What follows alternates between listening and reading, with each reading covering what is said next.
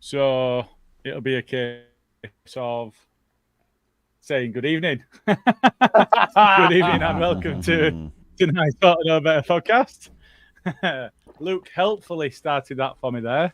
I've had a couple of gremlins in the system tonight, but hopefully you can hear me okay now. So I will say good evening to these boys. Karl, how are you doing? I'm all right. Thanks very much. How are you, technical IT whiz? Melting because it's still too hot, but you know, we move. Yeah. Luke, how you doing? Yeah, not too bad. Just about got over the weekend. I've got fucking bloody gnat bites all over my feet and that from the gig I went to at the weekend. I scraped all my leg on a table. But other than that, I'm all right. I'm all right. Good. Right. Well, I'll tell you what. We'll get an intro going, and then we'll get into it. Hi, this is Don Matteo, and you are listening to the Ought to Know Better podcast. Let's do this.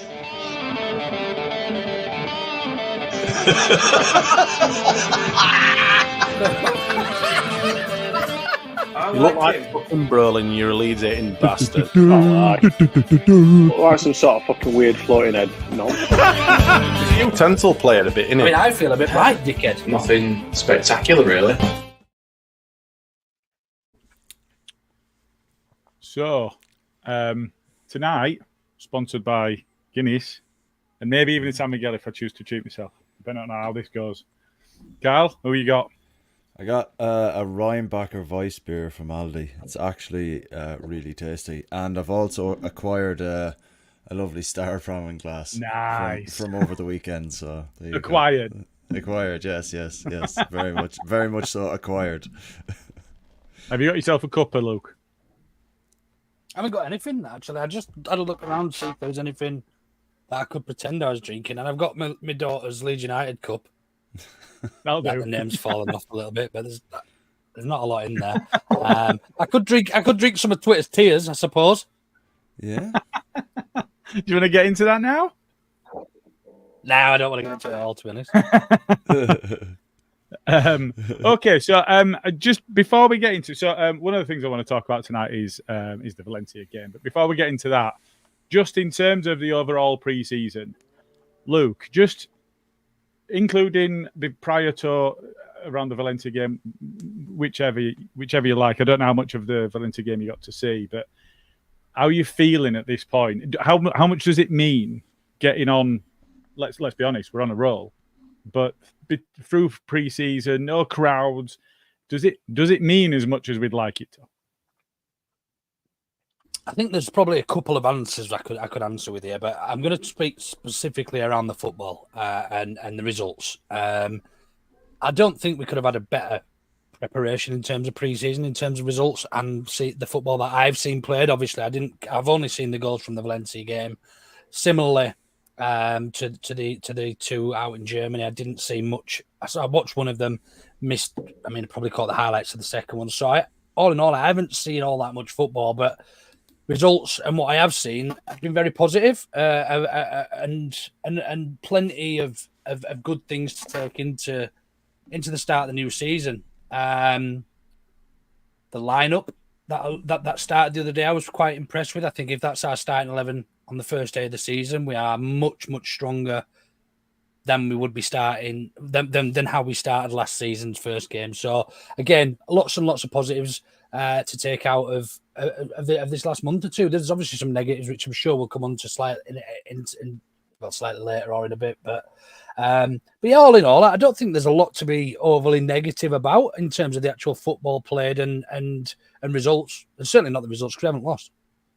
Yeah, absolutely. Yeah, Karl, that not having been lost going into the season. You're wanting your players to build up head of steam. Pre-season is about fitness, isn't it? But you're wanting your players to build up a bit of an head of steam, enjoy the football, but to build up a head of steam and see if we can get the first 11 that's going to start that first game of the season a bit of momentum. Do you think they've got that from the results and the games that they've played? I think, as a team, I think they have, but I think there's certain individuals that have a bit more of a spring in their step than maybe others with the amount of rotation that kind of went on. You know, I think up front, Joseph is definitely in a better vein of form, I think, than Pirro. Started more games, scored more goals, and has more assists. I know it's only pre-season, but when you look at those kind of things, and you're looking at players going into the start of a season full of beans. I think Joseph is one of those players. I think as a team, from Saturday, I won't get too into it, because we'll talk about it a bit, but I think you could see there were similarities to how we were playing last season and differences that he wants to do this season. Like at one point, you could see Ampadu slotting into a back three so that we could push further up, and there was the wing backs then of Firpo and Bogle and that. So it kind of gave us a bit of a different dimension. We wouldn't have been caught as quickly on the hop. I think it's good to see Struijk getting game time. Not that he needs a confidence boost by any means, but I think just fitness wise, we can see he's definitely on the ball. But overall, I think, look, I think it's some people say preseason isn't important, but I think it is for players to, like you said, Gilly, get that head of steam, but get the camaraderie within the group and get that kind of, like, they need to pick themselves up from last year. It was devastating at the end of last season, so it's good to see them in high spirits, and I think there's a lot to come from the group that we have at the moment, and we'll probably add to it as well, which we'll talk about later. I'm just going to disagree quickly there. I'm not sure that people don't say that preseason doesn't matter. I think people say maybe the results don't matter. I think preseason does matter because it's a test of your fitness and you know, you're getting good looks at players, your Charlie Cruz and players who might be playing a bit part this season, and so I think preseason does matter. I think probably results don't. Sorry, that's kind of what I meant, but it's always good to get the results in at the same time. Yeah, I think that's fair. If you want to sit on the fence, so yeah. I don't know if I'm sitting on the fence there at all. I think I think it is important overall, but I never like to lose as a Leeds fan, so I think results in that sense are good for morale and they're good for everything else as well. So that's just the way I look at it. I think the only negative you can take out of winning all those games, though, Gilly, is, and it's something that I know you've banged this drum around all pre-season, is does that send a message to the owners that they think, actually, do we need anybody else? Do we need to strengthen before the season starts? If we can beat Valencia, with what we've got, why can't we beat the rest of the championship? Do you know what I mean? Yeah, it is that. I think there's a thing as well of Valencia aside, because they're a decent side and they're playing in the top division in Spain. But Valencia aside, it is almost how much were we tested with the opposition that we were facing. It was Harrogate, and then it was Germany behind closed doors. So Valencia is really the only normal feeling game, I suppose. And how good were the opposition that we're playing against? I mean, I know you were at the game. I thought Valencia were genuinely an appalling team. They were awful. They didn't lay a glove on us at all. Now, again, that's quite difficult to know whether that's because we were good, because they were poor, whether it's a bit of either or. I thought they were a really, really poor side. Partially, that might be down to just the style, because they were diving, they were rolling around a lot, they were filthy, genuinely awful tackles that were going in from them. And then they were the ones that were crying, rolling around and what have you. So it was a difficult watch anyway for that reason. But I just genuinely didn't think they were a particularly good team. And it surprised me. And the thing is, going into it, I wanted that. I thought of that, and other people have said it. It's not me, but it felt like it was the Pablo derby. I wanted to like it, and I wanted, last pre-season friendly. All right, we don't want to get beat, but the result, nothing major hinges on the result. We're looking for the fitness. We're looking to see some good football, and we're looking to get back into it, see some mates and whatever else. They just didn't look like they were interested in playing. Karl, you were at the game. What did you think of Valencia? Not the overall game, just the opposition and the way they set up and the way they played. I was expecting far more of them than what we saw, to be fair. I didn't think they were very... I thought we got more out of maybe the Hanover game than we did out of the Valencia game, considering the Hanover game was the first, like, after Harrogate, like, but I didn't think they were very good at all. If I'm honest, I kind of went into it going, Jesus, it could either be a win for us or a hockey and on the wrong end of one, like, because it's Valencia and we don't particularly, they're still a top European side, like, and you kind of expected them to throw a little bit more than they did at us. There was nothing really, there was never any point at which I thought, oh, we're done here, we're going to get done. Like, there was one or two times they kind of it wasn't even a good kind of build-up play. It was more so like that the ball broke for them in the midfield, and within 2 passes they might have been in behind, but there was one of them that was largely offside as well. So bar maybe a couple of chances, I thought they'd give us a far, far tougher game than they did.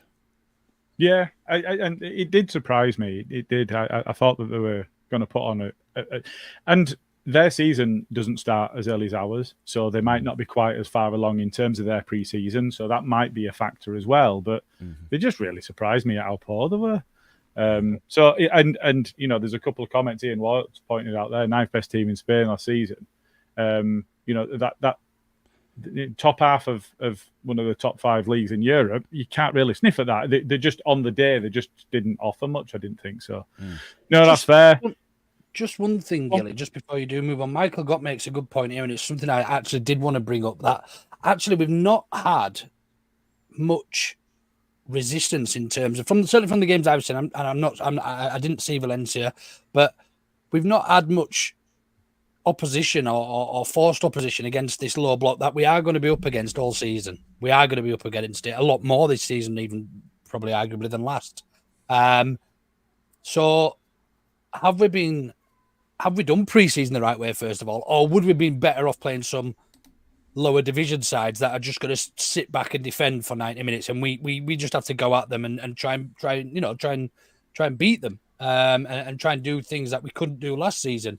I don't know, and I suppose it is open to debate. It's all great playing German sides and Valencia and things, but the thought behind that is that actually they're probably going to want to test themselves against us and see just how good they can. They're probably not going to play a low block, whereas a lower division side in, I don't know, League One, Barnsley or somebody like that, somebody who's expected not to be as good as competitive, might have actually played that low block for at least 45 minutes and actually tested us and let us see how we do that.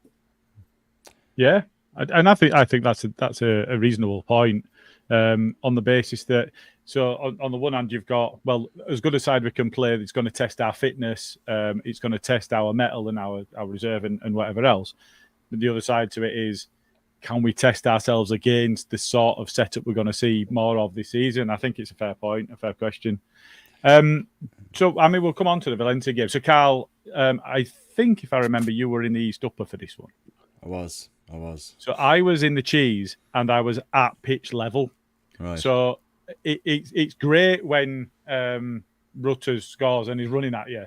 It's not so great to try to work out what the formation looks like and what the patterns of play look like. So you might have a little bit more insight in this one. In terms of Ampadu dropping in between the centre backs, and it felt like we were pushing the full backs on. Certainly when Bogle was on the pitch.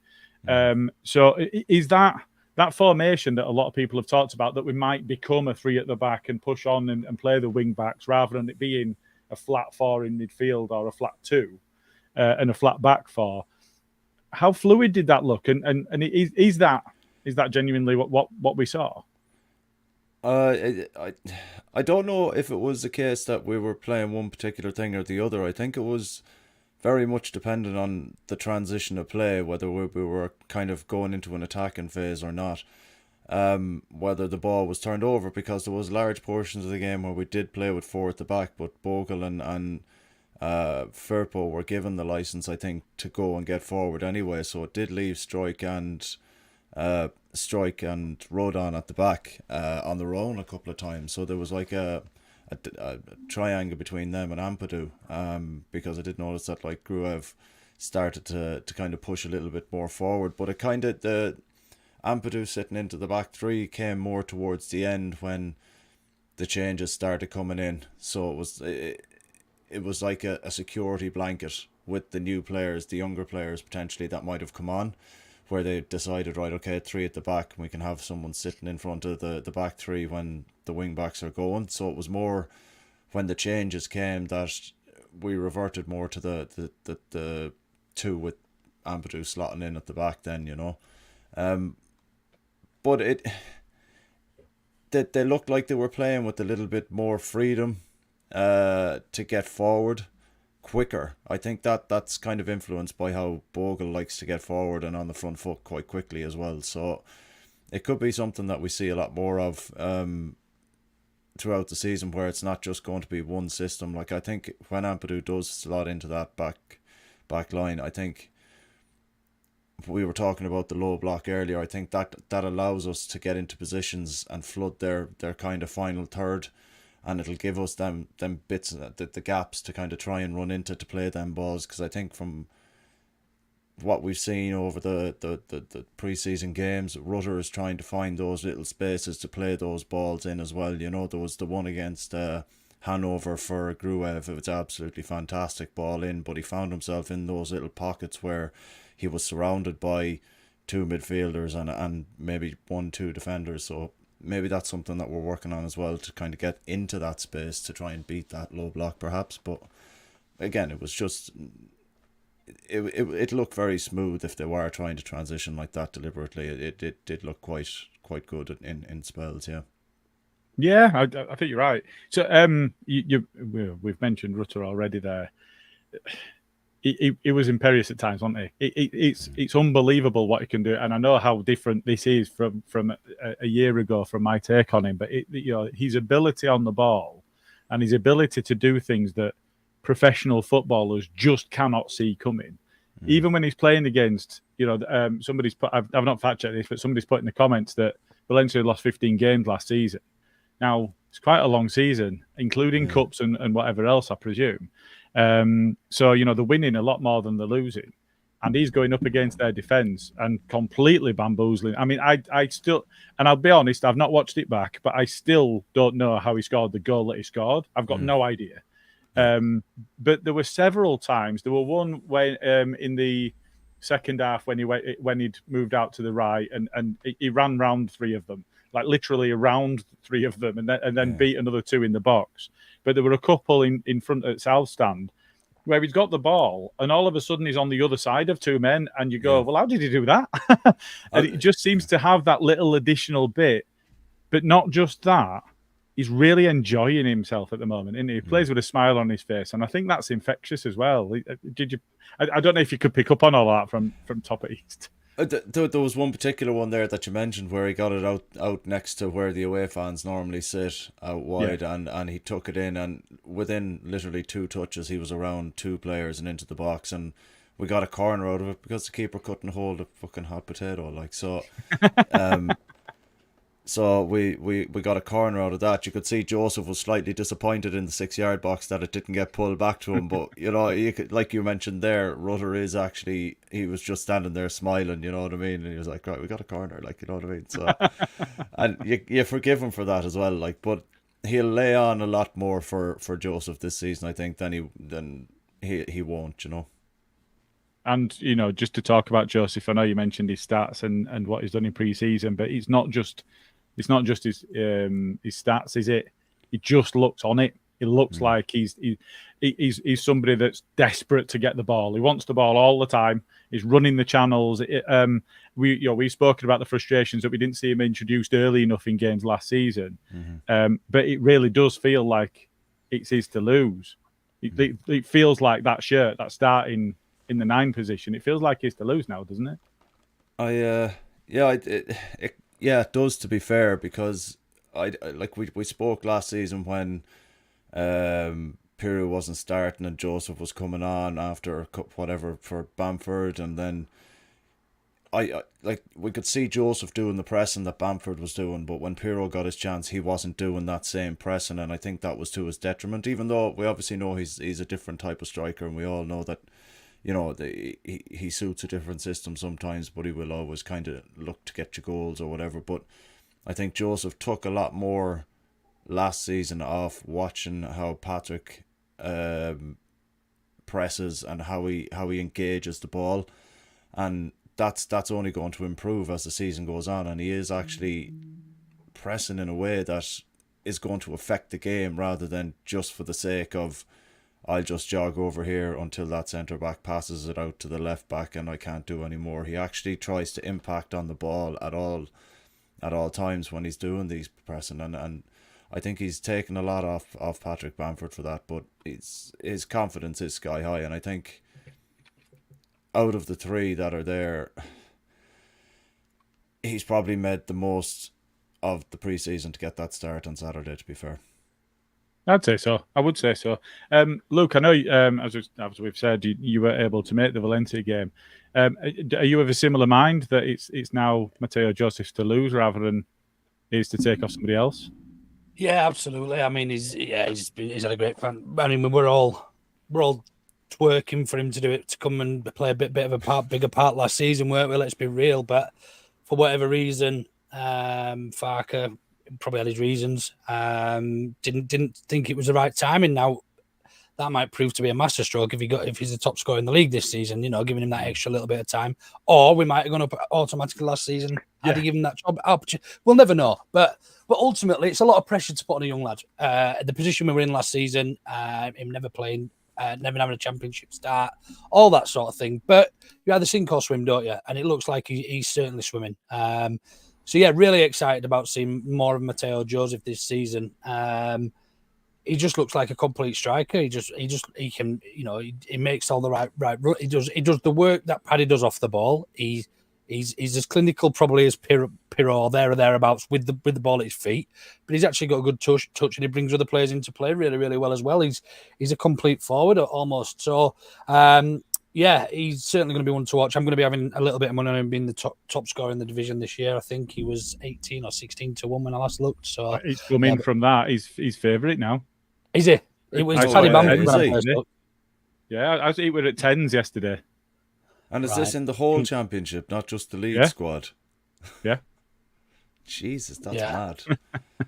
That is mad. Anyway, right. But yeah, one thing I just wanted to ask you guys who were there.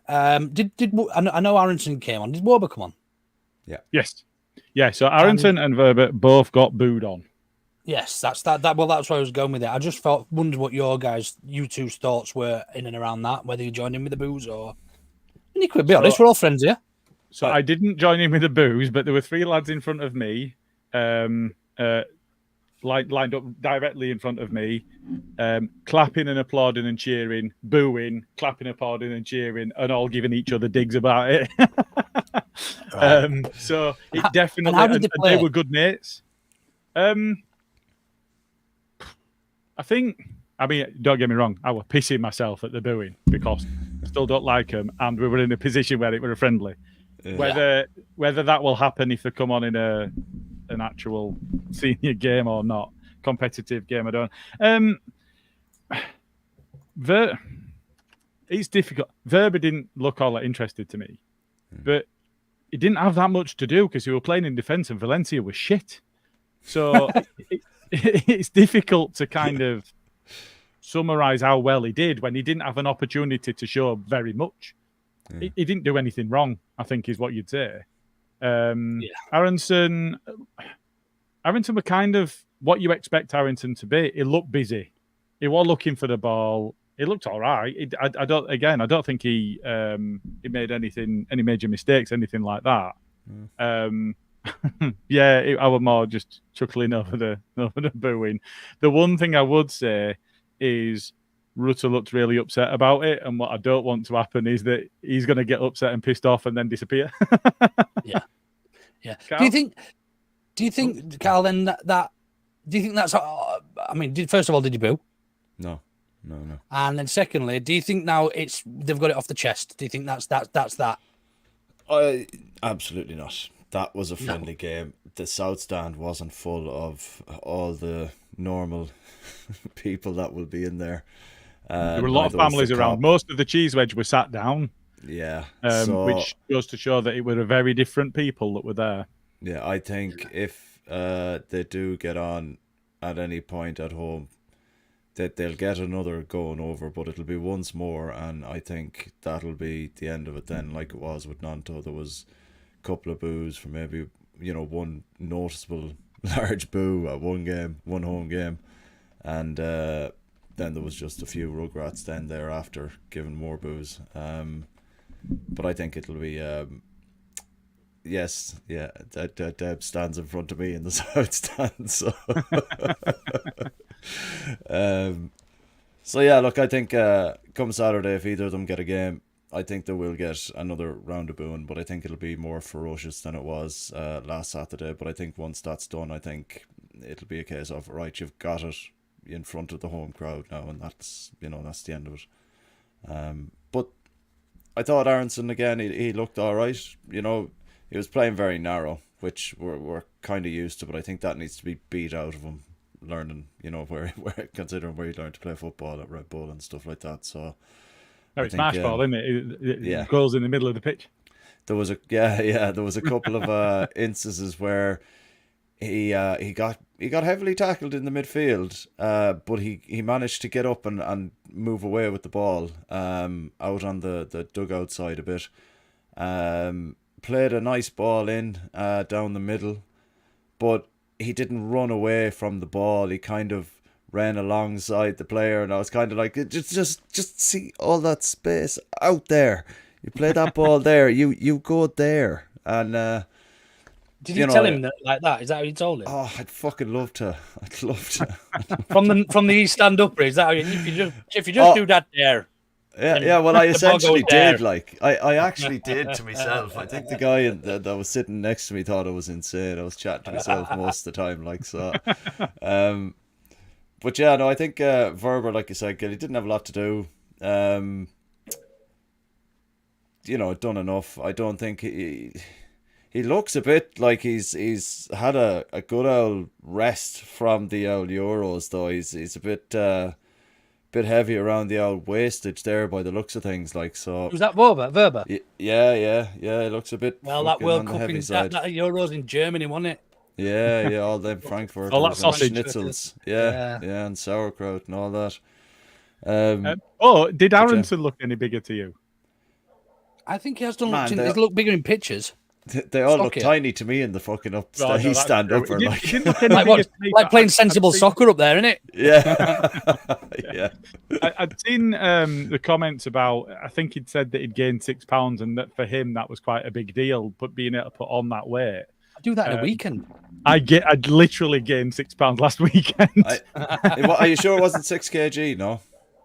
No, it was 6. Well, I gained 6 pounds. He might have put 6 kilos on. I thought it were pounds, but he didn't look any different in terms of his build to me. But then that spread all over in terms of muscle mass and what have you.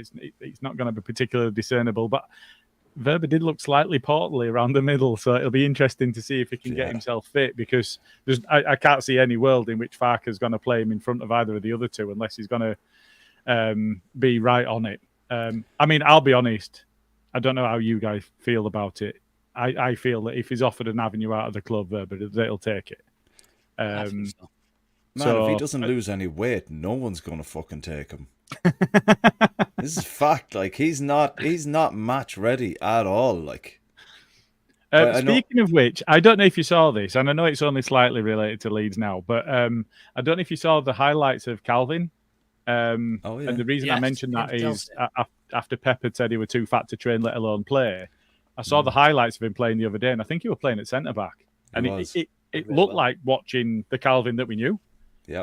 It looked, he were picking out passes, and the one thing that I will say here, and I think this is testament to having watched Calvin and Cooper play, is there were one ball that Struijk played out to the wing, and it was absolutely pinpoint. It was beautiful.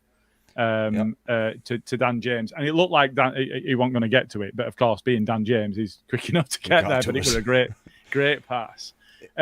Just on Sorry, just before we move on, isn't that something we were missing from last season when Strike was out of the team? I know the whole, the record, club's history, but that was an option that we didn't have once Strike was out of the team last year.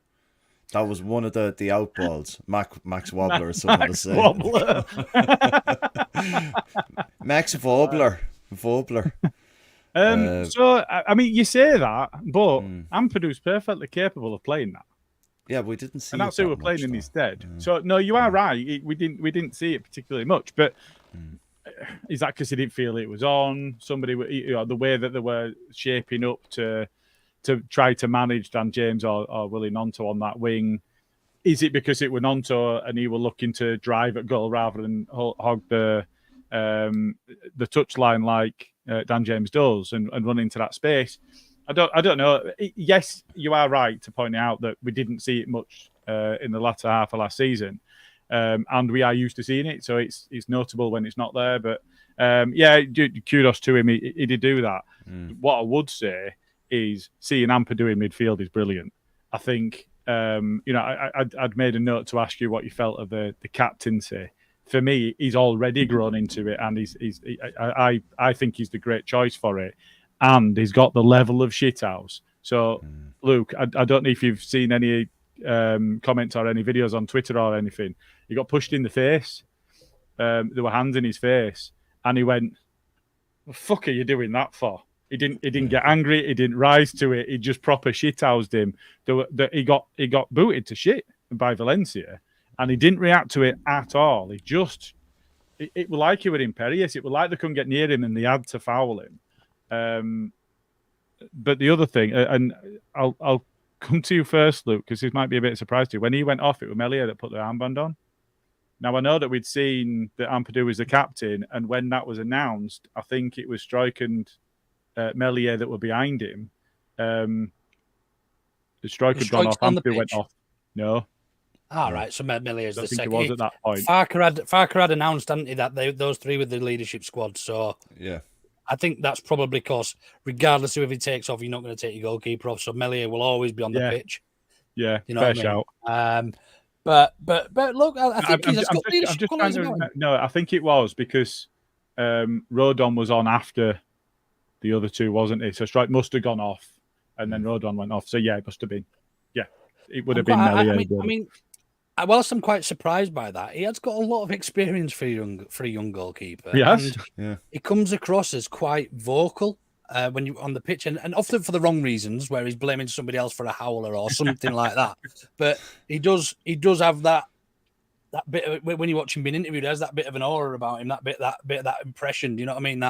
That he could, and he's a big lad, and people will listen to big lads. We all listen to bouncers regularly when they say you're not coming in because you've got wrong colour shoes on, and because they're a bit bigger than you don't punch them and stuff like that. So it's natural, isn't it? But I think, I don't mind that. I don't mind that. Plus, he's always going to be on the pitch, pretty much, unless he gets injured. See, I look at it as... And he's older than Ampadu. We think of him as a kid because he came in as an actual kid. But he's 24 now. Yeah. And Ampadu's 23 and he's actual club captain now. So I think from that, I think it's a fair point. I guess the only other thing is in the past, Paddy was on the pitch and he'd have just taken the armband, wouldn't he? He wouldn't have even thought twice. It's almost a bit of a changing of the guard, maybe. I think because no Cooper, no Ayling, no Dallas. Yeah. And it would have been those Cooper, Dallas, Ayling, Paddy. So, although Paddy's still in the squad, Cooper's not. I don't think he's found a club yet. I don't think anything's been announced on that yet, which is a bit disappointing. But we'd spoken about the potential for a testimonial this summer, and being able to say bye if he's going, and it would be better for him to not leave under a cloud or not leave without being able to say bye if that's what's going to happen. And it probably is the right decision for him now.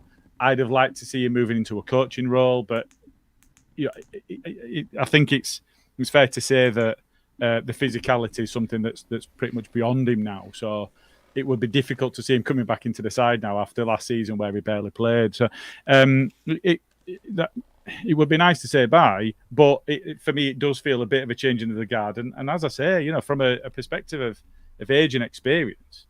Melior's 24, older than the actual club captain. So, I just thought it was going to be worth a mention. Luke, I know you've been starring some comments. I know there's a couple at least aimed at me, but as we spin through, we'll cover it. Do you want to run through some? Sure, why not? So the first comment tonight. Good evening, Blazed Ray. Welcome as ever. Are we going to see the mustache again? Good question, and it very much depends. Gilly had one as well, but it very much depends on if we sign anybody who has a mustache. I think probably, and how far we get. So it was a bit of fun based on Connor Roberts. So yeah, I don't know about that. Does the sexy pirate have one of them mad-looking ones that just comes down there and then the bit under? He has more of a goatee, doesn't he? Though, is it? Doesn't join okay. here. It's like is that a Van Dyke? Is it when it's just a ear and ear? Yeah, that's Captain Jack Sparrow type looking thing. I'm not sure. I've never heard of a Van Dyke. The name after Dick. I think it's Dick Van Dyke rather than the Scouse shite. Yeah, Ian Ward. So far the set pieces have improved, so that's a positive going into the season. I've only seen a couple of the set pieces, but we certainly look a lot more dangerous. I think we scored from 1 or 2 corners in pre-season, which I think we scored 1 or 2 all season last season from a corner. So Rodon was really unlucky not to score against Valencia. Yeah. Has it been? He got a really good head to it, and Karl's right. Their keeper couldn't hold a fucking thing, but he did make a couple of point blank saves, and that was one of them. So yeah, unlucky not to score from that one as well. Who's been taking the set pieces? So the corners in the first half were mostly Gruev. I don't remember us getting many free kicks in the first half. And then there were lots of changes. Actually, I know that Rothwell took a couple of corners. Can beat the first man, which is an impressive thing for the league player. Dan James. I think it was one of those where throughout the second half there was that much turnover and that many changes. I don't think you can read into who was taking what at that point. We changed them all. We changed every player except Melior, just about. I have a lot of people saying Rothwell for corners, Gruev then Rothwell, bit like sitting the stringer. So it sounds like we've got options. Which is obviously positive. Something we've not really had much to do with, have we? You know, we've always got set pieces and free kicks and corners and the edge of the box and basically just giving them a goal kick. You know, right up until they changed the ball. Ian Hart was the last decent one we had, really. Yeah. No, we've had Rudy Austin.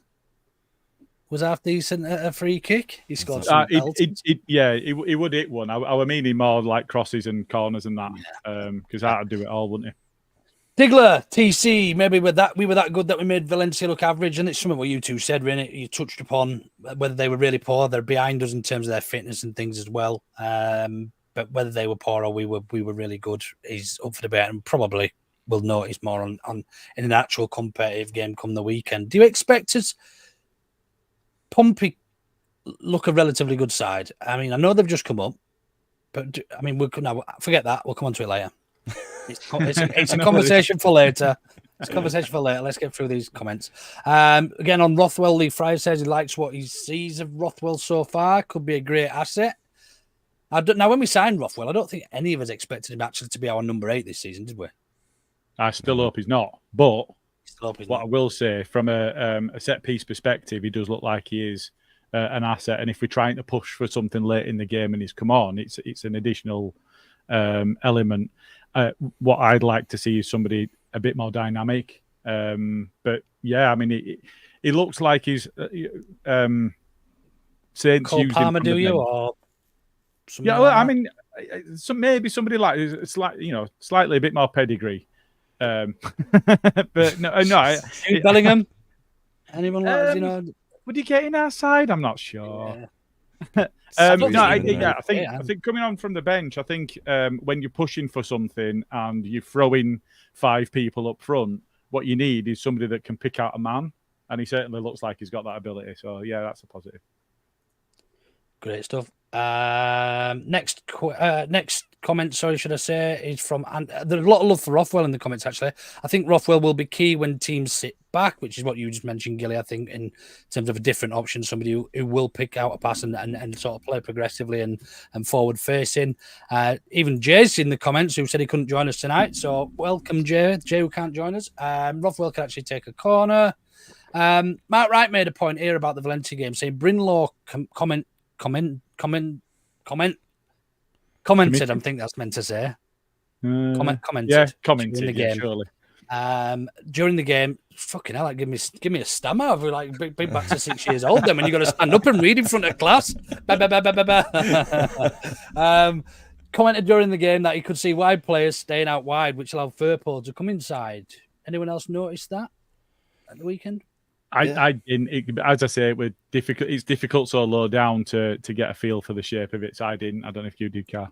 Yeah, well, like I mentioned earlier, that even when we did play the back four, they did get the license to move forward. Firpo ended up playing it to Rutter to play in Joseph for the goal. Like, so it just shows how far forward Firpo got at one point, and he was definitely inside. Like, so yeah, nice one, Mark. Good stuff. Debs, the crazy Debs who sits in front of Karl. Hope Joseph does well, but not too well, or they'll sell him next June or July. That's very true too. I would rather maybe really January well when we got promoted. Yeah, that we got promoted, and then even if it was but an don't option, score 18 by January and then get poached. Yeah. Do you think? Nah, I don't think they would. They're not surely be that daft. But hey, No. We'll come on to that as well, Gilly, I suppose. Alf's asked this question. I think Alf is an Arsenal fan. I think he said earlier on Leeds should be back in the Premier League. But really quickly, if you had 200 million budget, who would you buy and why? Really quickly, if you could buy 2-3 players, 100 million. I'd probably go Bellingham. That young. That's your 200 million gone. Sorry, You're Karl. done there, aren't you? Yeah, but you fuck it. All right, okay, I don't know. Then you're not going to get any. That's an impossible question now, Alf. I'm afraid, because the players that you want, you need to sit down and play Football Manager and just pick players. Karl, sorry, Gilly, if you could pick one or two out of that, if you had just an unlimited budget this window, Palmer and Foden. Nice. I'd get Haaland.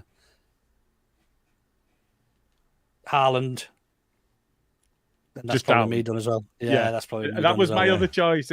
I also think I could potentially squeeze Connor Roberts and his tash in there if you could just move it around. Do a bit of a Dr. jiggy. Cox, good evening. Has Cooper found a club? Like, no, he hasn't. He hasn't found a club. Certainly not Which been I find announced, bizarre.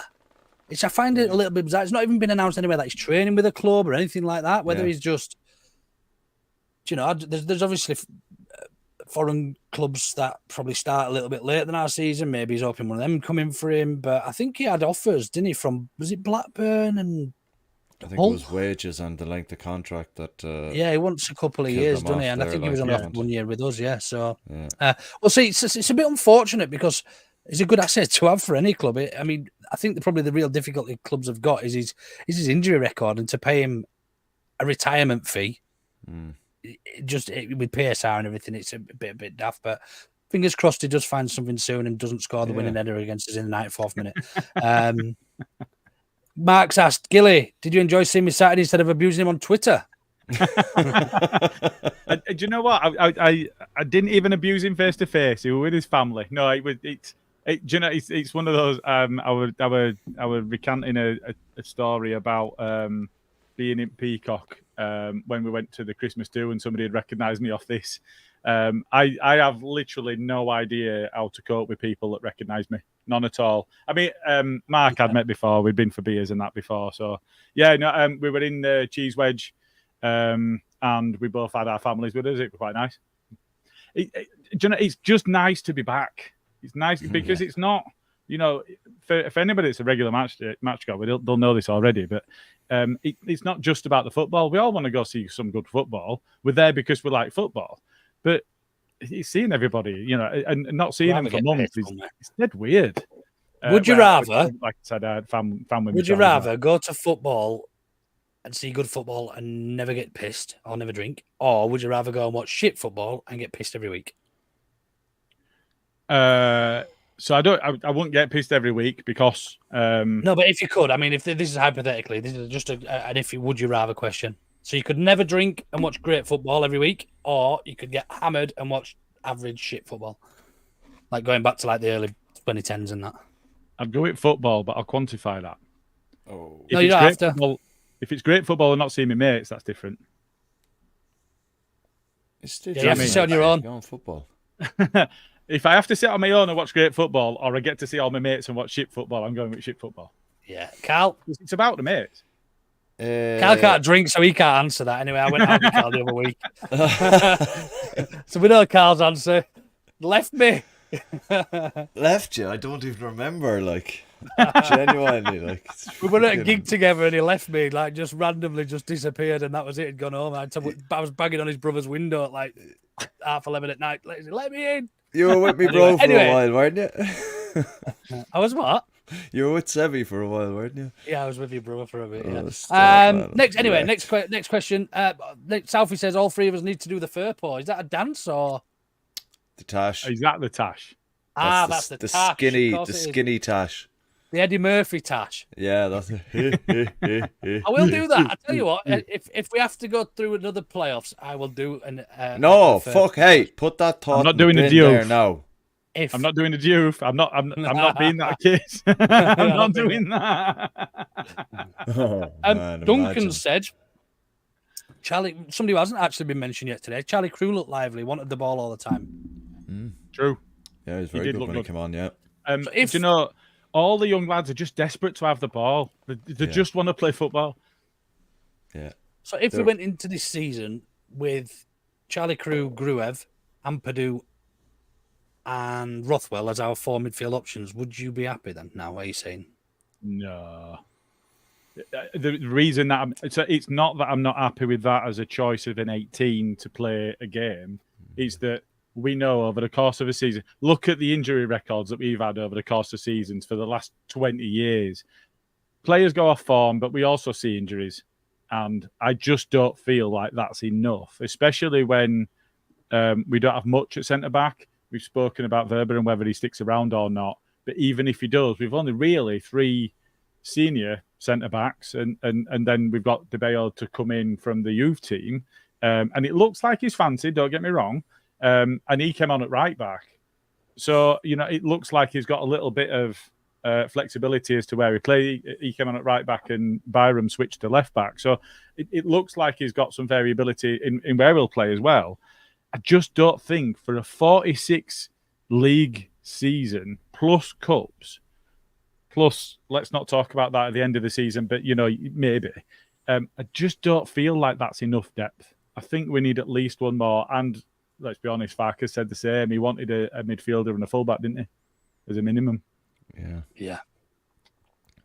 I agree with that, yeah. Cool. So, but he looked lively, looked good. Didn't look out of place, I'm assuming. Great stuff. Good evening, Headley Carter. Yeah, we're all well, thank you. Don't know who started that one. It's a bit of a random one, but yeah, welcome. Is there time to sign the marquee? I mean, we'll save that one because we're going to come on to transfers in a second. Mark Edison says, fuck playoffs, keep the beard. And Mark Jones says, bye. Luke's doing the crazy frog. And sorry, one more from White Rose AI or White Rose Al, I guess. It's odd on Cooper. Zero info on his release. Don't care what folks say. Decade of playing for the club at different levels. He does deserve a testimonial, and I don't think any of us disagree with it. No, he was 2 months shy of a 10-year testimonial. 2 months. That's not. Well, is he not still at the club? No, his contract ran out. No, his contract expired on the end of June, didn't it? Yeah, okay. Yeah. Contractually, he's 2 months short. So White Rose Al is a ledge, and I was at his wedding on Thursday evening last week. So congratulations to White Rose Al. Congratulations, Al. Thanks for the invite. I think that's it then for now. There's a couple more, but they're loosely around something we're talking about later. Yeah. Well, probably now. A nice little segue, actually, for you. Move us on to it. It's absolutely fine. Move us on to it. Crack on. Okay. In terms of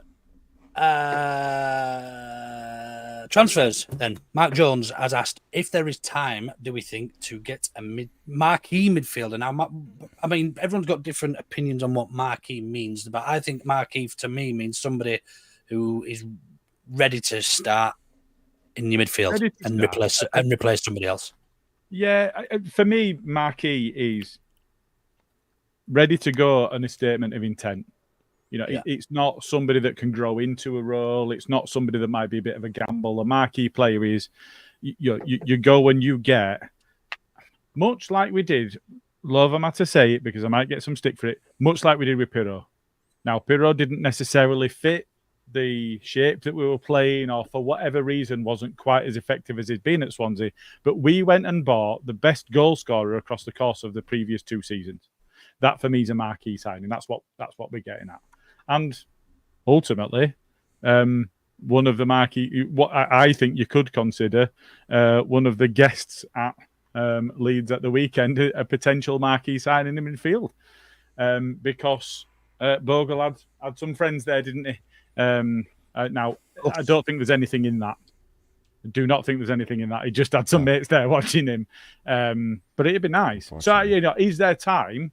Yes, absolutely. Because as I keep getting reminded, there's quite some time from now to the end of the window. As I keep saying to people, but the season starts this week. So there's time to get the marquee midfielder. I don't think it needs to be in for the start of the season because that's not going to happen. And even if they sign them now, they won't start weekend, will they? No. So yes, there is time. In short. Yeah. So get out there and get it fucking done, Angus, or whoever else is doing signings. Well, that's the thing. We've got 3 top, scouts there now. Head of scouting. There's 3 of them there. I know 2 heads. Yeah, they sound like they've got a nice little number, don't they? Because we've only signed 3 players. Well, that's it too. Yeah. Not a bad They've job. got a nice really. job for 3 of them. What, 1 each? Yeah. Yeah, 1 each. Target one of them hit, was here lads. last year. Yeah. Target hit, lads. Bonus. One of them we only signed because we had him before. Yeah. And he wanted to come back. Karl, do you think there's time? And do you think it'll be a marquee midfielder, so to speak, or do you think we might be exercising alternate positions? I think it's going to be more along the row side of things rather than a centre mid. I think if we get a centre mid, it's going to be someone else along the same lines as potentially Rothwell, but a little bit better. I think if the Lubicic link has not gone away, has it? Yeah, and I wouldn't mind that at all. He looks quite handy on the ball. About him, but I've watched a few highlights, and he's like, "Is the next coming?" And he's going to be our next Zidane, I heard. Well, we all know how that works, though. With YouTube clips, we've never been stung by them before, have we? No. Adrian was the global superstar we all expected him to be. The goldfish fucking bouncing around on the pitch, motherfucker. I think. Yeah, I think it is going to be more of a wide player that we're going to go for. I think replacing goals further up the pitch is probably a priority, and get someone in, like you said, that Lubic. I don't know an awful lot about him. Again, I'm say his name. Yeah, no, yeah. What's his name again, Karl? Lubicic, is it? Close enough. Close. Closer. Close. Better than the first. Yeah. That sounds like a Ukrainian Eurex. Anyway, last two comments, then we can have a proper chat about thing. Duncan Harraway, I know you just mentioned him. Do we think Rowe will join? I think we will. I think we've more chance of getting him than we do of that lad at Palace. The lad on loan, Saki. I can't say his name. Saki, is it? Raksaki. That'll do. Yeah, Raksaki. Sounds like a game you play with a little ball with loads of hippies. What's that game called? Hacky sack. You remember hacky sack? Yeah. Not have to be with hippies. I mean, you can play it with whoever you like. I'm not going to judge you, but I think it was invented by hippies, wasn't it? I think we've more chance of getting Rowe in for a fee because it's a long-term thing, whereas your man from Palace could turn out like Jed Spence last year in the space of 2 or 3 months. We don't know, but if we get a player in that actually wants to be here, going off his comments about Ellen Road and the atmosphere, that's what he strives for, and he wants to be on the other side of that atmosphere, getting roared on. I think he's the more logical route. And if they say they want 15 million, but I'd say if we went back with between 10 and maybe 11, we'd get him for that. Yeah, I think we'll sign him, but I also think we're going to lose a couple of players before the end of the window. I think there's still so much time left in this window. I think we might lose Willie Nonto, and I think we might lose Wober as well. And if we don't replace them, I think we're fucked. I'll be honest with you. I think we'll lose. I think we'll lose Verber before. Yeah, I think we'll lose Verber before we lose Nonto. I think we were at 19 senior first teamers before Somerville went. So you lose 2 more. You know, you've got to sign 5 to try to claw back. So as to whether we'll get Rowe, I think it's a smoke screen. I think I would like to get him. I've got no confidence in him. So I'm being really cynical about the moment. About the owners. Excuse me. Right, I thought you meant the player. I was going to go, fucking hell, he's actually all right. Like, you know? Oh no! I'd love to sign him. I would like to go get him. I just got no confidence that we're going to go get him. Is what I point. I was reading comments at the end of that. Look, you know, Rangsaki looks all right. He's not played many games for Palace, but he went on loan to Charlton. And looked pretty good. And you know, he's had a bit more time to develop since then. And I think while you're right in terms, there's good and bad. If you bring in a loanee and they are dynamite and you don't get to sell them, a la Ben White, it looks like a massive failure. But if you bring in a permanent that ends up being Jed Spence, you then can't do anything about it. So there is a happy medium of, if we can bring somebody in that positively affects the squad. So, you know, you think of Jaden Anthony, he didn't have as much impact on the first team as we would have liked to him have while we had him on loan. He's all right. He were fine to have a shirt. He were fine to be on the bench. What you really want is somebody to come on and really have an impact, like Dan James does, like Willie Nonto does. If they come from the bench, you know they're on the pitch and they get involved and they're driving stuff. Jaden Anthony floated through games a bit too much for me. Yeah. If you can bring in a loanee, and I rate Raksaki from what I've seen. I've not seen a lot of him. I'm not pretending that I know his game inside out, but he looks pretty handy. I do rate Rowe. I didn't think he played particularly well against us last season, but I saw quite a bit of him last season, and I did rate him. Nobody at Norwich really played that well against it. I did catch. We absolutely battered them in the playoffs, didn't we? Yeah, I did catch a bit of a Norwich podcast or something I was watching a little bit earlier while I was in the gym, and they were basically there was 2 lads. I think actually one of them's been on here, and I forgot his name, but they were chatting and they were saying, how much do you think Rowe's worth, and how much do you think we get him for? And then they totally contradicted themselves. So one of them said 17 million and we'll probably sell him for 11. And then he said, but if Leeds come in at 10 million, we'll probably sell him. So I was like, so you mean 10 then, not 11? And then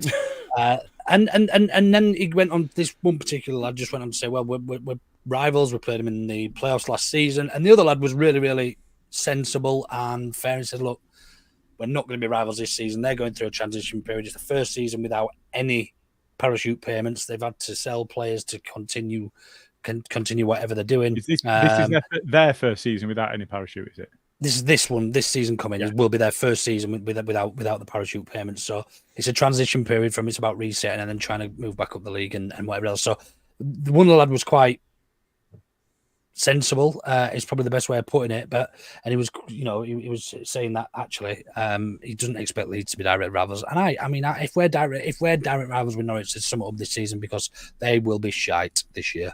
They will be shite. Rowe were big for them, weren't they? Yeah, Rowe was big. Sarah was big. Their best player. Sarah was a big player. They might be losing Sargent. I've seen as well. There's some interest from lower end of the Premier League. So yeah, it is what it is. But that's it for me on the starred stuff on transfers. I don't know if you two have got any other questions, or have we heard any more rumours? Well, so one of the questions I was going to ask is how we feel about Jimmy. Now he's gone, he's written a goodbye letter and all of that sort of stuff. We've seen that there's pictures of Angus saying that he was instrumental in the move to West Ham and all of that. How do we feel about him? Do we care that much? Are we angry at him? I think there's two ways you can look at it for me. It's going to be difficult to replace the amount of goal contributions on one hand. It's going to be very difficult to replace that. However, we are going to see, hopefully, as long as he doesn't go, Willie Gnonto in his favoured position on the left wing, where in the Premier League he was our best player all season, and Somerville was didn't get a look in. And then when we came back to pre-season, that the year we got relegated last year, Somerville was that player, and Gnonto was petulant and threw his toys out the pram and didn't get a look in under Farker, and Somerville stuck to his guns. We didn't hear much in terms of complaints. I know under Marsh, he did go home and visit family when he got told not to go back to the Netherlands for somebody's birthday or something like that. I'd forgotten about that, actually. Yeah, no, you're right. He did. And he did snatch the ball off Pirro, try to take the penalty, or try taking the penalty, if you remember as well. So there's obviously he did, didn't he? Didn't he take it and score it? He took it and score. He did take it and score. He did a Panenka, didn't he? Yeah, that's right. But there's those little things that, and I don't know if anyone's managed to catch. Don't go to bed just yet. I've only caught a very, very bit of it, and Popey and Simon Ricks from the Kaiser Chiefs and the other lad were talking about potential for attitude problems. Now, the only links I could make to that were those two examples I've just given, and the fact that Parag Marath made in the statement in the interview towards the end of last season, saying we want players here this next season that buy into the side before self, or that have got particular characteristics about them, and they're team players, and all for 1 month for all type attitudes and stuff. And they're the only three loose sort of reflections, I suppose, that we could have on Cree as a player, and I think they're quite unfair to actually judge him based on going to see his family, taking a ball when you're in form, taking penalties, and scoring them, but then also loosely on Marath's interview. So I think probably, Pope is probably a lot closer to the club than any of us are, and certainly isn't any of us. So I'm sure he does probably get a little bit more information, but I very much doubt the club tell him what characteristics and what the players are actually like in person. I just don't believe that. So are we going to miss him in the long and short? Yes, in terms of goal contributions. Do I think he's replaceable? I think we've got a ready-made replacement. As long as it stays. Yeah. I think that's all fair. I think sometimes, not necessarily in this instance, but sometimes attitude can be an easy thing. For some reason, especially when it comes to wingers, it can be an easy thing for somebody to throw at a player. Especially sometimes if they are someone that is a bit languid in style, and maybe when you compare them to Dan James, doesn't look as busy, doesn't track back quite as much, doesn't work quite as hard. So I think for me, it's one of those where I'm going to look at it and I'm going to think, right, if there's an attitude problem, is Bielsa and every single manager... Bielsa? No. Is every single manager they've played under once they've got into the first team on a regular basis, are they going to play him every time? Is Farker going to look at him and go, you're going to play every game? If he's got attitude issues, I'm not convinced Farker will have that. So I'm taking that with a pinch of salt. No, I wish him all. I wish him all the best. And somebody just commented. It wasn't Debs. Sorry, Debs. I'm throwing you under a bus there. But Andy A-Law says that Somerville pushed for a loan to Bielsa. I forget about that. I don't actually recall that. Yeah, he did. Yeah, I didn't have it in forefront of my mind until I read it. But yeah, he did. He went. I'm not sure about whether he pushed. I think he went and had a conversation and said, "I'd like to go on loan so I can play," and he was told no. And as far as I'm aware, that was the end of it. Do you think is that why he didn't get much of an opportunity under Bielsa because he was? Well, I don't think so. Because would he have kept him if that were the case? I don't know. It's difficult, isn't it? But yeah, if you go speak to a manager and say, "I want to go on loan so I can play," and the manager goes, "No, I want you here," you go, "Well, all right, because I'm under contract. I can't do anything different. I'm going to get completely frozen out if I try and take on Bielsa. I'm not going to win." So yeah, and you don't know how much of it is agent behaviour either, do you? You know, we saw last season. I think there's a lot being made of Willie's agent last season. I think there is a lot being made of that, and he's now changed agents and whatever else. I think we'll know a lot more when it comes to Willie Nonto by the end of the actual transfer window rather than the start of the season. But I'm not carrying any candle in terms of ill will when it comes to Somerville. I'm just not. You know, I've enjoyed watching him. Yeah. I enjoyed, celebrating that Liverpool. We've got some good memories there because the Liverpool game in particular sticks out.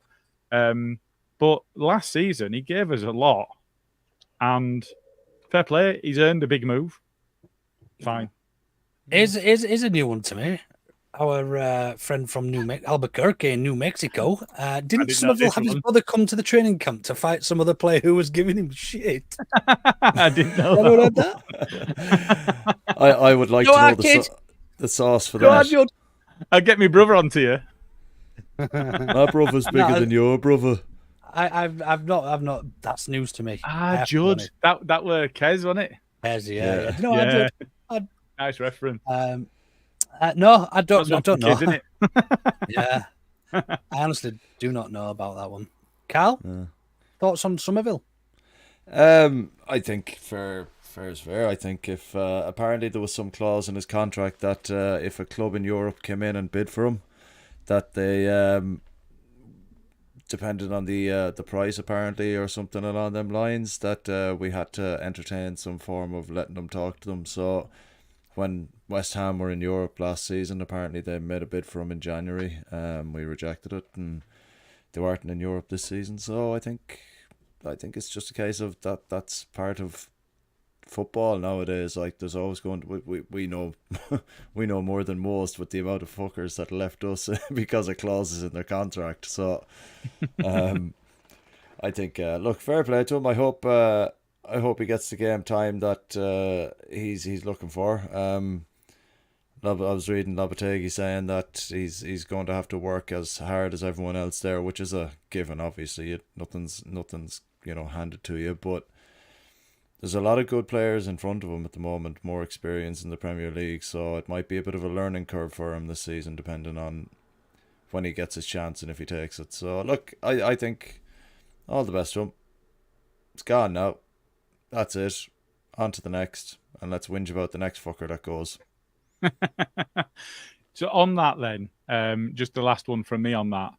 How did you read the news from the club about the 23 million bid that's been turned down that came out on the socials, all at or around within 2 minutes of each other, from Nancy, from Graham, from Berron? They've been fed that, haven't they? Let's be honest. They have been fed that. Or they've been fed it earlier until a certain time. Yeah. And then it's come out. I think it's a lot of fanning the flames of frustration when we were told that we wouldn't have to really sell many big players. We with Red Bull coming in, I think that's look, we turned it down for Nanto. You know what I mean? We're standing firm. Don't give us too much shit. But we may sell him if someone gives us 25. They wouldn't have said the amount otherwise, would they? It would have been a case of, we've had bids for Willie Nonto, and we've said no because he's not for sale. That's not what that message said to me. That message said to me, if you change your terms and front load them, or you increase it a little bit, here's this guy for you. If you give us 20 million of the 25 plus add-ons, then he's. I think everybody's got a price in that squad. I'll be honest with you. I think everybody's got a price. But the fact that we can look back, right, at the moment, and sold Archie for 40, sold Somerville for 25, we've nearly recouped like 80 million quid, 80 million quid or something nearly, with the other sales that went away as well, with, Lorente and all that. And all that, Cresswell. Yeah, when you look at it, like, to recoup 80 million quid from a championship squad, you can't really argue with that, like, let's be honest. And if we spend it on players that are going to enhance what we already have to the next step, I think then it's good business at the end of the day. Part of the frustration for me was, I think Somerville, and certainly on his output last season, is a better player than Nonto. at this time. Whether he's got a higher ceiling or not, I think at this time he's a better player, more impactful player, and certainly did better last season. And he's coming off the back of a season where he was voted player of the season in the division, not just in the team. And we've taken what we think is 25 million, and we've turned down 23 million for Nonto. It's like, I think it depends what you read about Somerville, doesn't it? They've obviously West Ham released that mad statement saying that we've undisclosed it at Leeds United's request, and we're going to honour that. But I think it's probably more than 25. But we'll never know, will we? Let's be honest. But yeah, and I think if we were asking each other this same question at the end of last season, we'd have been having a completely different conversation about Nonto and Somerville about how much they were worth. Can I throw something at you, lads? So, right, just what if they're bringing out that whole thing about Nonto and the 23 million, and they're going to sell him, but they're so confident that they're going to get Rowe at Norwich and potentially Saki at Palace. Yeah, not bad count. What if they're that confident that they can get both of them and not just one? I'd like to get them both in first before we sold Nonto. I'll tell you that much. I would be very much in that bracket as well. Don't count your chickens and all that.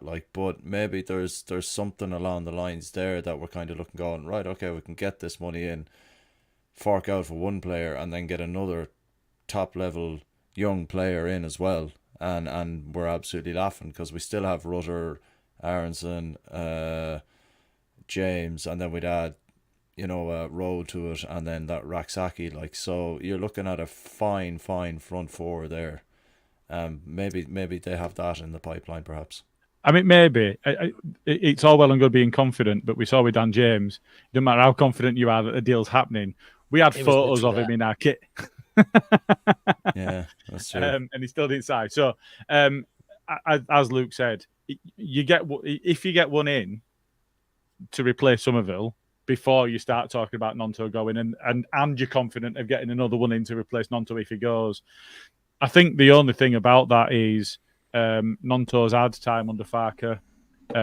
He does prefer playing on, well, whether he prefers it or not, we've seen him play well off the left and not be as effective off the right. So now's an opportunity to do that. You can't guarantee is that, I guess, is the point. We know the level that we're going to get from Willie Nonto. I think that if you get good value from a deal for him, I'd much rather have seen him go than Somerville. And that's what I was saying is if we turned down 23 and you could get 25, and that's what Somerville's gone, I'd have actually preferred to swap them over, keep Somerville and bring in Rowe. But, that's not the world we live in, is it? Point. Leeds don't want other clubs to know how much we've spent and how much money we've got. Yeah. That's a good point. And that is also true.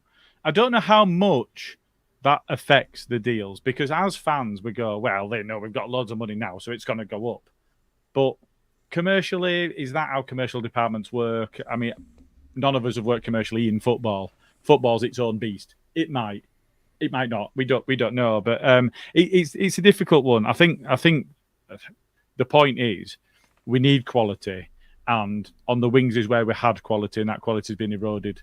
So if you're going to erode it anymore, you've got to make some real moves. That's the point. Yeah.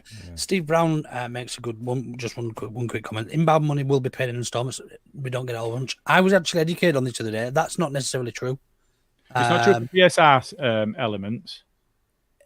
So for PSR calculations, you get it. You calculate that all at once. Yeah. But in terms of the actual money, you don't get all of the money at once. Usually, it'll be staged. But it's not necessarily. It's not necessarily split. Say 25 million wouldn't be split over 5 years. It doesn't mean you get 5 million a year. It might be 15 million in the first year and then 2.5 million the next 4. It doesn't necessarily all counted in this year's finances. That's what the main thing. So from a PSR calculations perspective, yes, because otherwise you've lost the asset, so that goes off the balance sheet, but you don't get all of the money in, so it'd look really weird in terms of the sustainability calculations. I think that the one thing to consider there is you also don't pay for all of your players all at once either. Yeah. So it's kind of... No, sorry. Swings and roundabouts, isn't it? That's wrong. So when we get £20 million in, that goes straight into the income. It's only when you're selling players that you break it down into for PSR. Yeah. But what I mean is the actual cash Oh yeah, sorry, yeah. It's when you're getting money into the club, it's staggered. Yeah. When you're spending money, it's staggered. So it's that horses, swings and roundabouts, however you want to put it. But I mean, it is right to say you don't get all of your money all at once. That's just not how football works, is it? No. That'd be too good to be true. That. Here's a lot of cash. Hey, sweet. Yeah. Cool. Are we through comments? And I think we're pretty. Oh, there was one or two really, really quick ones. Just Karl's pissed. Mark says Karl's pissed. Scooby says, "Do you love watching Willie celebrate though in the videos? He's alone in his kitchen, successfully threw his tea bag into a cup, celebrate wildly. That makes me smile. He's got an infectious smile on it. Him and Rutter. It's just nice watching them enjoy it, innit? It is. And that's it for comments. Sorry, done. Cool. Okay. So I just want to do a bit of this. I don't know if you've got one. I've got one ready. So if you've got any, great. Hey, has got a shit tick this week, my little spat of fact. Fucking love that every time it plays. So just I have got one. Have you? You want to go first? No, because it's political and I'm not doing it. Right, fine. Right. Moving on. I've got a few, but yeah. Football show only today. I'm going to pop this one up. This is Sam on Twitter saying that no player can be part of a relegation squad and be hailed a legend for me. Now, if we consider the 2003-4 relegated team, that means that David Batty and Lucas Radaby and Mark Viduka, Gary Kelly, James Milner, they can't be considered. Now, whether Milner played enough for us or not to be considered a legend, certainly Batty, certainly Radaby, these players, for me, I think they're our version of the Don Revie side. That's Did the closest. Gray get relegated? I didn't go that far back to check. We certainly haven't been top flight all throughout, so potentially. But Batty and Radaby are two of my favourite players and genuinely club legends for me. And I don't think I think you'd find it hard pushed to find somebody that would argue against it. So absolutely shit take for me is that if a player is relegated with a team cannot be considered a club legend, I'm not having any of that at all. No. Anybody saying anything different? The other side of that as well, though, he did say that when someone mentioned your point as well, Gilly, that Radaby was relegated, so and so was relegated. He was like, I'm too young to remember all of them. It's like, well then, shut the fuck Don't up. fucking say it. Don't fucking say it then. Well, the statement doesn't work, does it? Unless you say none of the players that have played for the club since I can remember. So in the last 10 years, maybe. Yeah. In which case, we've only been relegated once in the last 10 years anyway, so it doesn't really fucking matter. That was last year. Fuck. Like. So, it's a really odd statement. And then if you're trying to caveat it and make changes to it and whatever else, no, I'm not having any of it. It's just a load of shit. Yeah. Load of balls. Okay. It has just dawned on us in the private chat that we've not talked about the upcoming game and the first game of the season. We can be really quick. Predictions to do. For the first time. Shit, we do. Have you got your spreadsheet ready, Gilly?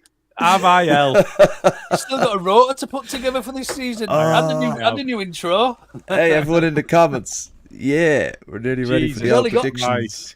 He's got 4 days. I hope you haven't got much work on at work this week, Gilly. Yeah, come on, man. You've got a timetable to do as well. My boss is off. I tell you what, we need a bit of this, don't we? Auto know better predictions. Fucking hell.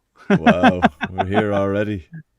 God, it's come around quick, really, hasn't it? It feels like it's forever, and then all of a sudden it's on you. Yeah. Jay's in the comments, or at least has been, and I think Smarty might have been as well. I've not seen Bren, but I'll come to you guys first. We've not really talked about the game or what you think the lineup's going to be or whatever else, but we also know that the first game of the season is always a nightmare to try to understand what's going to go in there. There's always weird results. Mm-hmm. On that basis, Karl. Yes. Feeling Portsmouth, is it? What are you going? 3-1 Leeds. 3-1 Leeds. Straight off the bat. Luke? I was going to go the same, but I'm going to change it because I'm going to be a rebel this year, and I'm going to go 3-0.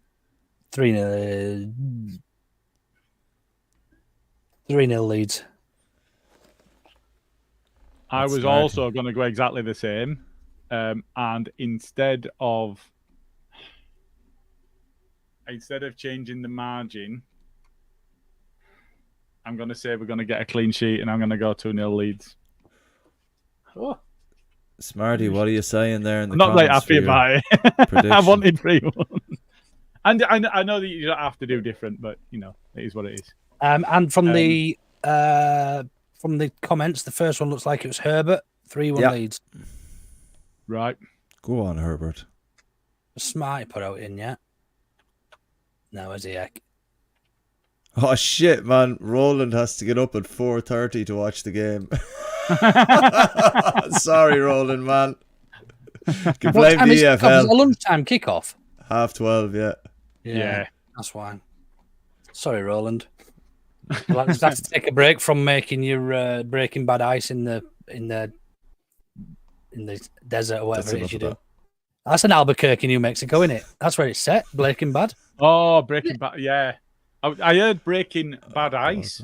What the fuck? Breaking Bad Ice. Yeah, it was Ice and it was Breaking Bad. I just heard it wrong. Come on then, Gilly. What's your? Oh, you've gone 2-0, haven't you? I've said 2-0, yeah. So I've got that. I'll pick it up from the other guys. So yeah, that's Smarty fine. not said it in the comments there, no? He says the rotor could be coming from last year. Well, that'd be really good if we were playing the same team, Smarty, on the same weekends, on the same days. Do that, fine. Dickhead. Yeah, just a little bit. No, I will get all of that sorted. Don't you worry. It's fine.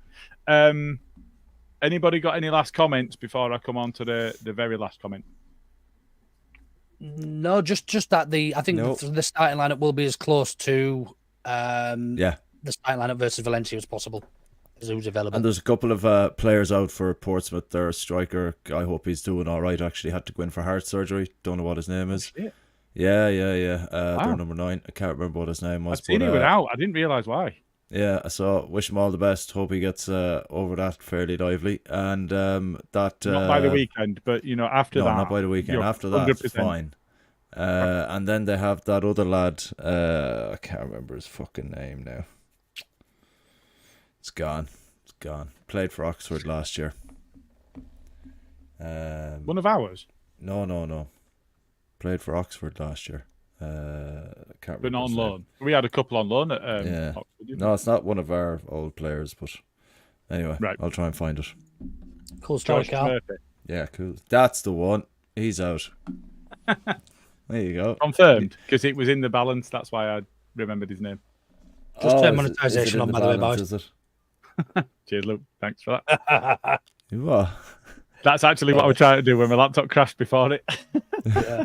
Never mind. No. Cool. Not this year, Seamus, unfortunately. I do have one quick comment. Absolute wank.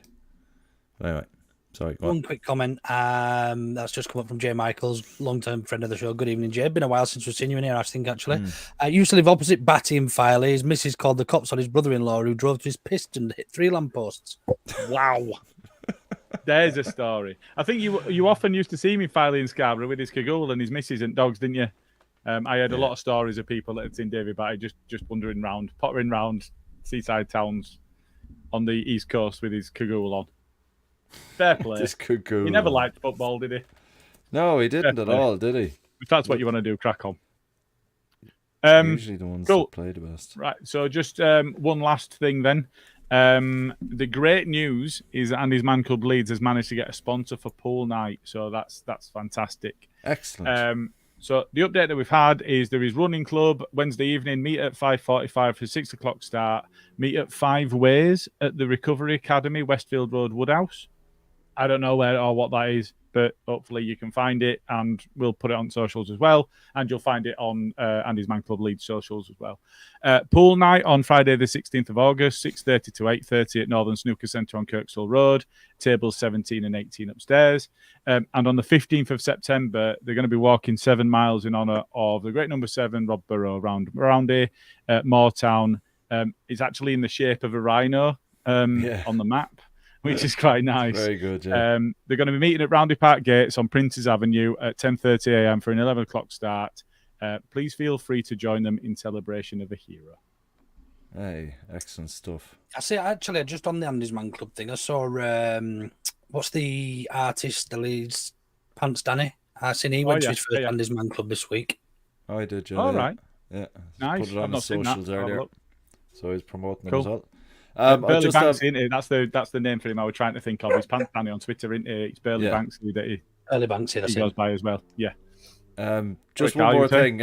Alison is in You've had you one more thing. Just one more thing. Alison's in the comments, and I just want to say yes, our well done to Armagh winning the All Ireland final. As a Mayo That's not what that says. That says Armagh. It doesn't. And I just want to say, as a Mayo man, I really do appreciate Armagh beating Galway.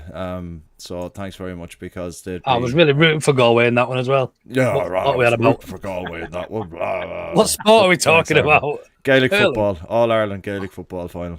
So they beat which Galway, they don't call them world champions in, is my understanding. Yeah, exactly. I don't know if you've been keeping up with the Olympics and Noah Lyles and all of the stuff going on around NBA, but fuck everybody that plays a domestic title, wins a domestic title and calls World themselves Series. world champion. Right, anyway. on that happy note, that bombshell. Yeah, I think we'll call it there. Thank you very much for joining me, guys. Thank you very much for everybody in the comments. Thank you very much to Leeds for giving us some victories going into the season. Let's We're back for a B&C at some stage. We will. Yeah. So there'll be a rota popping up very, very soon. There'll be a B&C. There'll be all sorts kicking off because the football is back.